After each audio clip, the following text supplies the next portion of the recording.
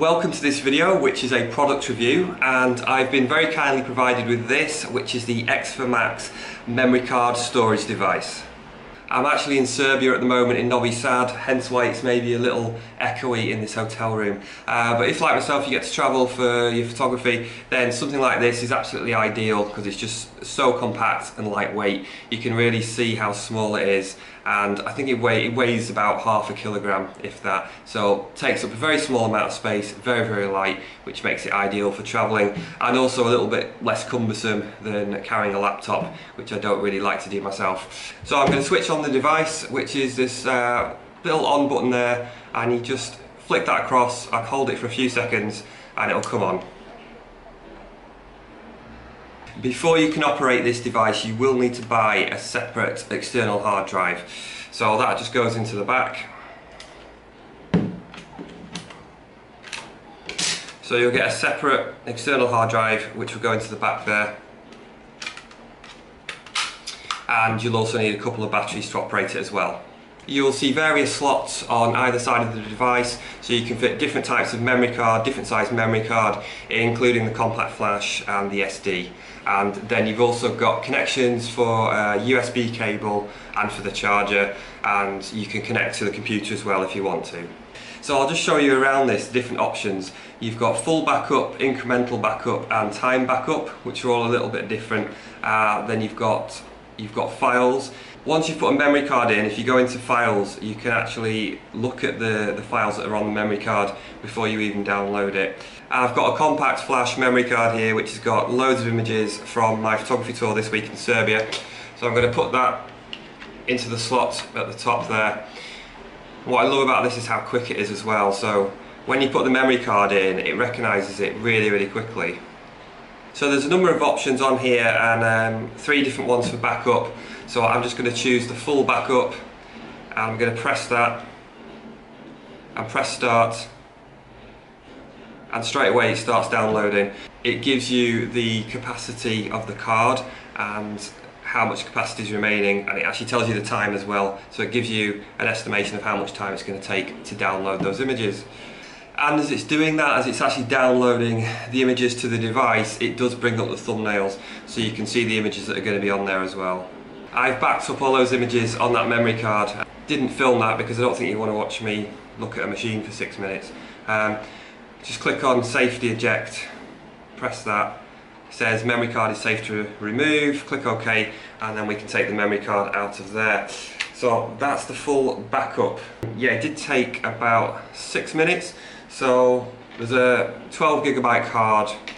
It's not full. It took around about 6 minutes. So I'm quite happy with the speed actually. I feel like it's reasonably fast for actually downloading the data. If you go to files, it will tell you in there at the top. It gives you the information on the hard drive. So it will tell you how big the hard drive is and how much of that space is actually taken up. So it's saying there's 931GB, which is a bit less than the 1TB drive that I've put in there, because I think there's a little bit needed for memory or something. And it's saying that out of that 930GB, I've used 20GB in total. So some of that is images I'd already downloaded, but the images are just downloaded from this memory card, which was around 9GB.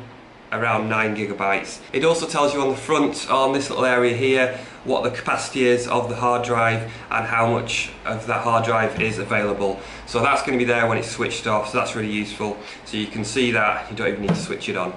So once you've backed up your images onto here, you can actually go in to see them. So if you go into files, and then you could go to into my backup files, or maybe the last backup, and then it will take you into the folder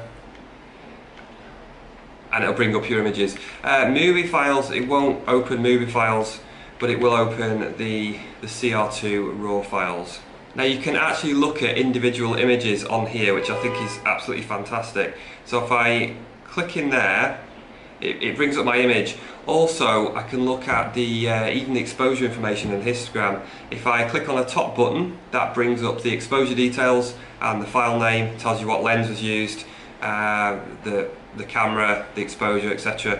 And then if I click on the bottom arrow, it actually brings up the histogram as well. So you can get both the exposure and the histogram information, and then you just click across, left, right, just clicking through your images so you can actually see them. Not only can you see them, but you can even zoom in to them as well to check the sharpness.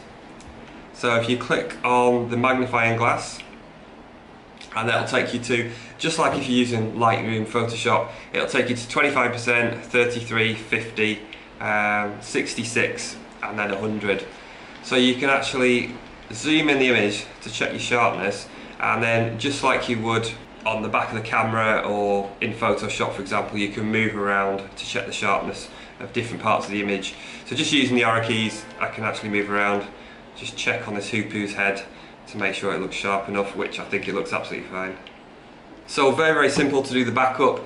You just put the memory card in and then click full backup, and that will, if you click full backup, then it will back up everything that's on that memory card. You also have the incremental backup, which I think is very, very useful. So that one, basically, if you've already downloaded images from a memory card, but then you take some more and you put the card in, if you do the incremental backup, then it's only going to download the new images that are on the card and not the ones that have already been downloaded before. So that's a useful tool. Then you also have the time backup, and this one seems a little bit different. So this is one where it actually downloads to a separate folder. So it downloads to a separate folder with the date, and it seems to save that kind of separately from the other backups. I have a few other options, including there's a Wi-Fi option in there which you can launch, and settings just allow you to change the brightness of the LCD, the language, what else we got, password, you can put a password on if you want, and then recovery setting as well. So you may have used some recovery software, just the same thing. If you've accidentally deleted images on a memory card, there's actually a recovery option here, and hopefully you should be able to recover raw files that you've accidentally deleted through this.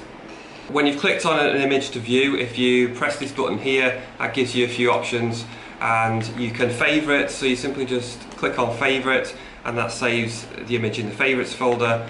It has rotation, which I've only just found that actually. I've literally just found that. So with the vertical images, they were the other way around, but it's got a rotation section clockwise and counterclockwise, so that should enable you to turn it around. And then you can set as wallpaper, if it's an image that you really, really like, you can set that as a background on here. And also you have delete if you want to delete an image as well, or you could delete an entire folder if you needed to. You've also got the adapter as well, which just slots into the side there, and then you can make sure that it's charged. So thanks for watching this video, this product review. I do think it's an excellent product, particularly if you're a photographer that travels quite a lot, and just the portable nature of it. It's so small, compact and light, which is really the whole point. So you could even just put it in a pocket. Absolutely ideal if you're traveling on a plane. It's perfect for that. I think the speed of downloading is very, very good in my opinion, and just the functionality. So it's not just something where you can back up images and you can't really do anything with it, like just an external hard drive. The fact that you can actually go in and you can even zoom in, check exposure and histogram, and delete images if you want. Yeah, I'll put a link, I'll put at least one link down in the description box where you can find out more information. Do make sure you get the right one. So there's one for set up for Canon RAW files and one for Nikon, so I'll make sure that you get the right one. And you can buy on Amazon, which is where mine came from. So yes, thank you very much for watching. I hope that's useful for some of you travelling photographers out there. I've got to get a bus soon. It's absolutely chucking it down. It's like the weirdest weather for Serbia. It's absolutely lashing it down. It's weird. Yeah, anyway, I was just going to say that the other thing I like about this is it makes me feel like I'm taking an order in Frankie and Benny's, or I'm checking someone's health in Star Trek. Thanks for watching. I'll see you next time from maybe some random hotel room in somewhere in the Balkans. And hvala and do widzenia.